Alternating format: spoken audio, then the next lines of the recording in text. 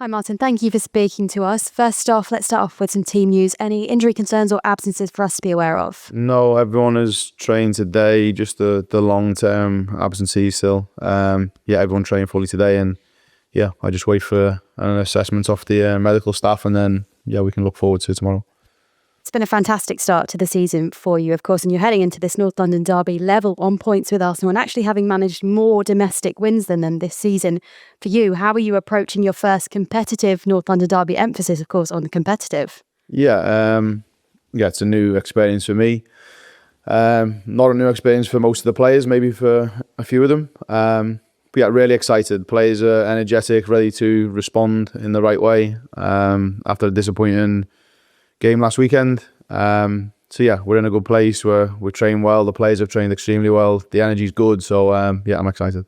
You mentioned last weekend, of course, and all your defeats this season have come to teams in the top half of the table. And of course, when you look at the history with Arsenal, Spurs have only managed to beat them once in the WSL before, but you did beat them in a pre-season friendly. So how do you make sure your players channel that energy rather than feeling that the history of this derby is against them? Yeah, well, you can't control what's in the past. We have to control what we can, and that's in front of us. That's our performance going into the weekend, our mentality going into that game. We have to play the game and not the occasion. I know that's obviously a big thing for the supporters, and we'll make sure that we do everything we can to make sure we put in a good performance for them. But we have to take away the emotion from the game and focus on what we can control. Now, away from the game, I want to ask you about reports in Norway that Signe Gaupset could soon be a Spurs player. Of course, she's currently playing your former club, Brann. What can you tell us about that? Yeah, there's going to be a lot of rumours and Signe's a Brann player. As I've said before, I won't, out of respect for Signe, for Brann, I won't speak about players that are not here, not signed with us. Whatever she decides to do next, I wish her the best of luck. She's a wonderful talent, and whatever she does next, I wish her the best of luck. And finally, of course, you've been in and out of the Champions League spots this season. A win this weekend could take you back into them. Are you looking at those Champions League spots and thinking that's something I can do this season with Spurs? Yeah, I haven't come here just to take part. As I said, I want to make sure I can progress this team and help us achieve our ambitions. We know it's obviously a big ask to go into that top three because it's a small group that go in the Champions League, but I believe if we get things right, we can. But over the course of a season, you need a really consistent level, individually and collectively, to be able to get into that top three. And we have to make sure we show that more now. But we keep ourselves in around that top three is the most important part now till we get to the Christmas break. Thanks, Martin. Best of luck. Thank you. Thanks, Uma. We will move to questions on the online feed. Emma Sanders.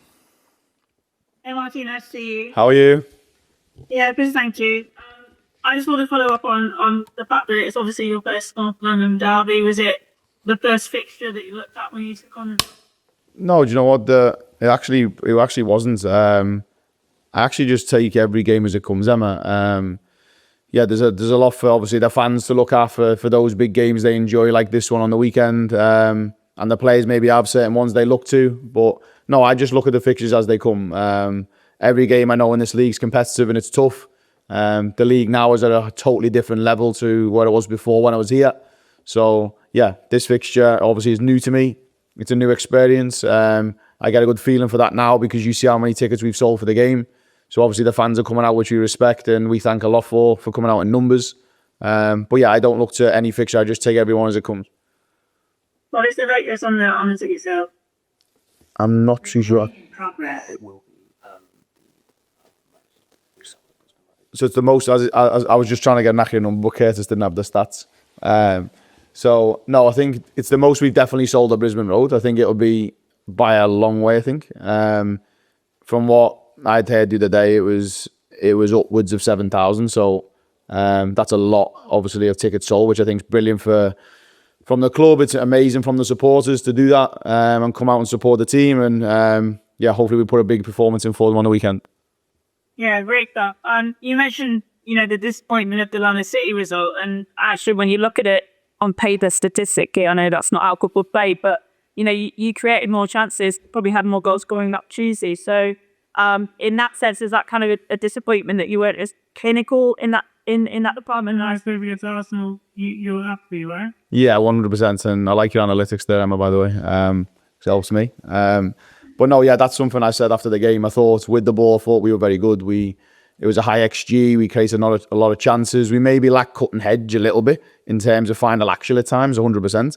But I think it was the most I've seen us in terms of the bravery, the connection and the link-up play was good. We just maybe lacked a little bit in moments to be a little bit more instinctive. But I would say there was a lot of positives to take in that phase. But the other part, we have to make sure we're better at, and we don't do that part better, the defending side, and we're not more decisive in those moments defensively, we'll be punished. But at the other end, we have to be more ruthless, and we've got to start putting the ball in the net more consistently. And just finally on Arsenal, obviously, they've had a bit of a difficult start this evening in terms of the results. Already playing catch up a little bit in title race. Obviously, a defeat in Europe as well this week. So, are they vulnerable at the moment? Because I know 3-6 Spurs. No, you're just trying to get something out of me. No, I think no team like that. They've got wonderful players. Renée's a wonderful manager. They're the champions of Europe. They were in a good position in the Champions League the other day. And one defeat, as I said before about ourselves, one defeat don't make you a bad team. Are they vulnerable? No, I wouldn't say they're vulnerable because they probably want to respond. Like the same with us from the game on the weekend. We had a disappointing performance and you want to respond. So hopefully it's fire going against fire and it makes for a good game. Thank you. Good to see you. Take care. Chris Cowling. Hi Martin, how's the week been and preparation for this game? It's been good. I'll start on Monday. Monday was really good. I'm only joking. No, it's been brilliant. Yeah, it's been a good week. We've trained really well. The players have been really good. There's good energy around the group. Yeah, we reflected on the performance. We know what we need to do better. And now we look forward to the game on the weekend. Martin, you touched on this already, but I want to talk about, from the fans' point of view, this game is absolutely huge to the fans. When you come into a club like Spurs, does someone actually pull you to one side and say, this game is so important? No, I know how important it is. You get a feel for that when you're just an external, when you're watching this type of game. You know how competitive it is. You know how much it means to supporters. I know what it means from a men's side, from a rivalry. So yeah, I'm very well aware that it's an important game, and the same in pre-season. I made the players aware that was an important game in pre-season too. Because no matter if it's a friendly or not, you want to make sure you show your best. And yeah, I know we're in for a good game on the weekend, and we need to make sure that we perform. You must be absolutely delighted that the Spurs Women have got 5 weeks in the WSL in November. Because of course the Spurs Women only managed 5 weeks in the entire season last year.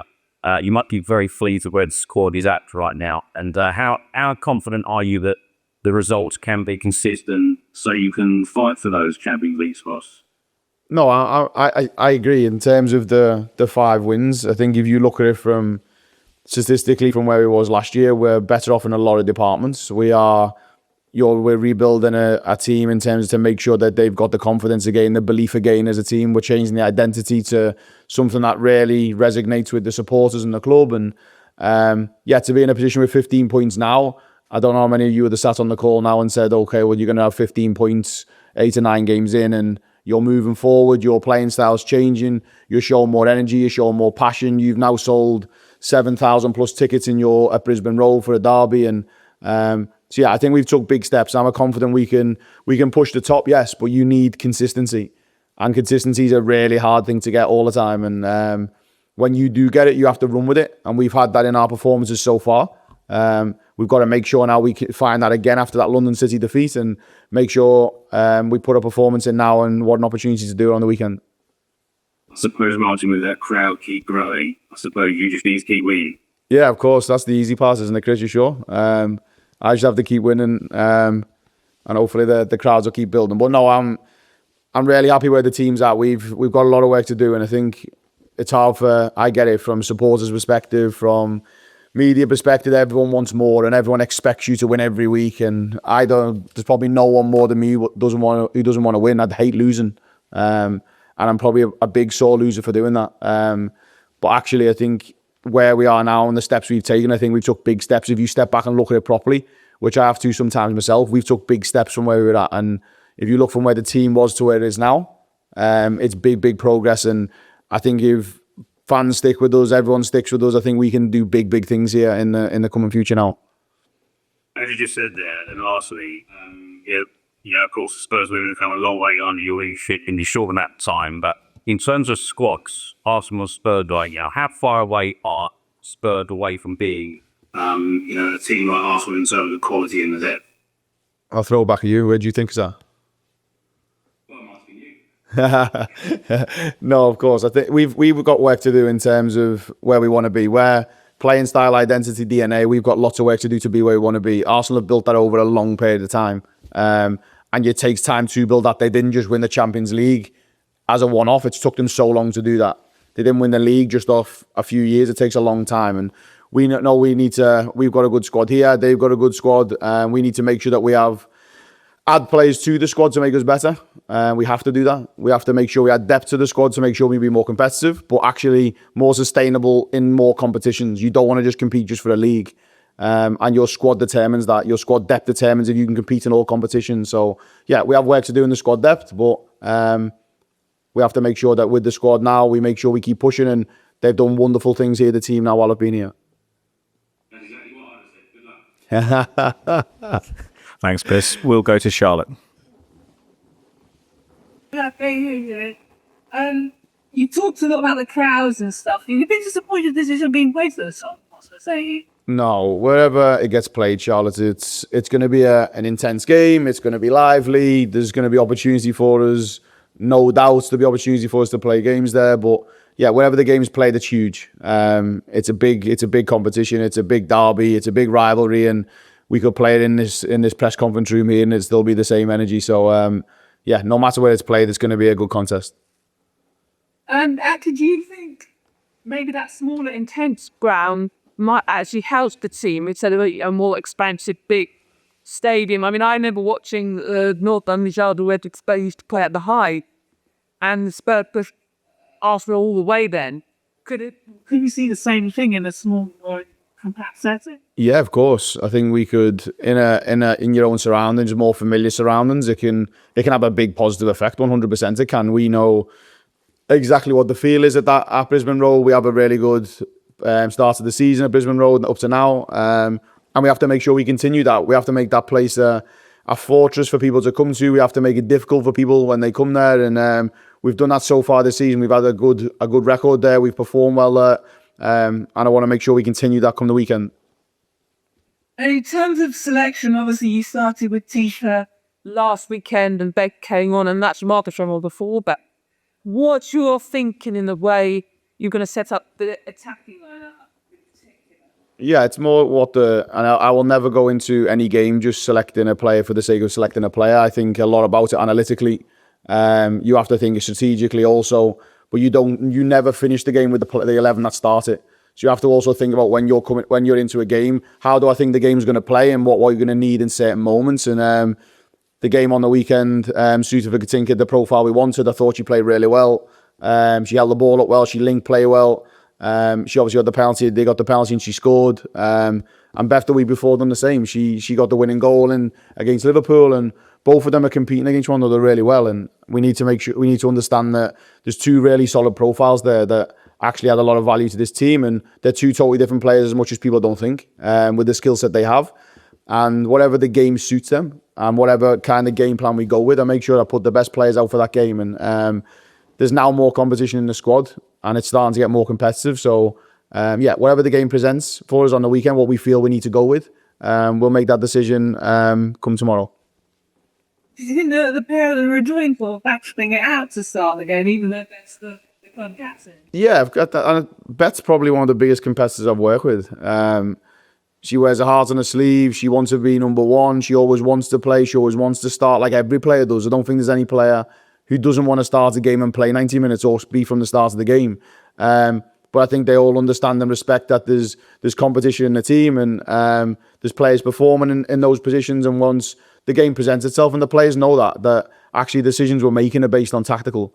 It's a little bit different if you're making a decision based on effort, work rate, hard work. I'm making decisions on tactical because I know all those things are there. So, yeah, the players know there's competition. I make sure they embrace that, and we do a lot of work on that the players understand that you need to be at your A game as much as you can throughout the week and the 4 sessions we have, to make sure that when it comes to the weekend, then we put the game plan out, you're ready to go.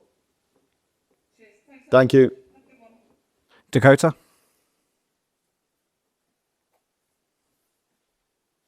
I think you're on mute, Dakota.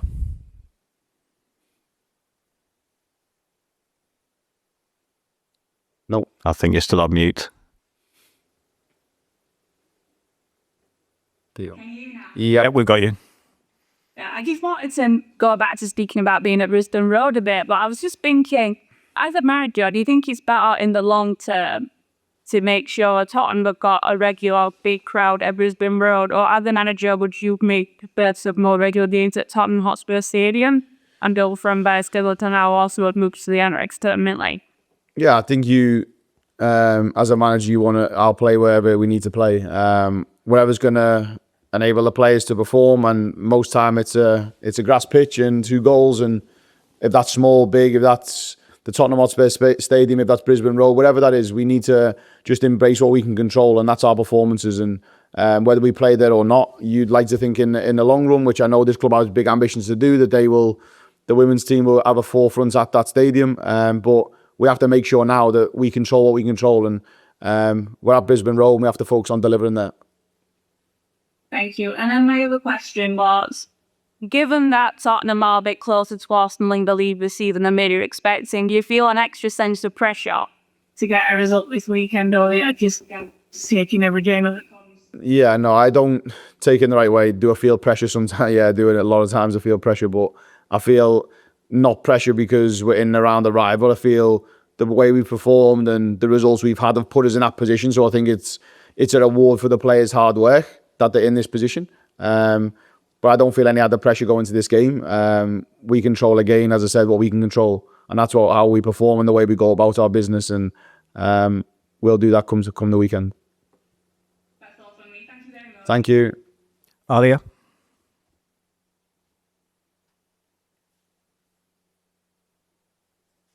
Hello, Martin. How are you? Good, how are you?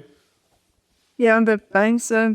Being that this, after the 2 defeats so far this season, team has then gone on to win the next fixture. How have you been able to build, obviously, these results, even knock or increased confidence of these players? How have you been able to build the resilience to do this, and how confident are you that the ladies can repeat this pattern on Sunday, perhaps their most important fixture this season? Yeah, the players have to, I can give them some guidance and some support, and maybe an environment where they can build that kind of confidence and belief in themselves to perform. But they do a lot of the work. I just give them the environment to do that. I think it's taken a little bit of time for us to do that, and I'd understand with the situation and how it played out last year. But now we're in a totally different space, and I try not to look back at that. I want to make sure we focus on what we're doing going forward. We're in a really good space psychologically. We're in a good place as a team. We've took big steps, as I said, and we want to continue to take them and keep building what we're doing. And come the weekend, it's not an isolated fixture for me. Maybe for the extent it is. And I understand from a fan perspective, and we make sure that we are competitive, and I will make sure the team are ready to do that.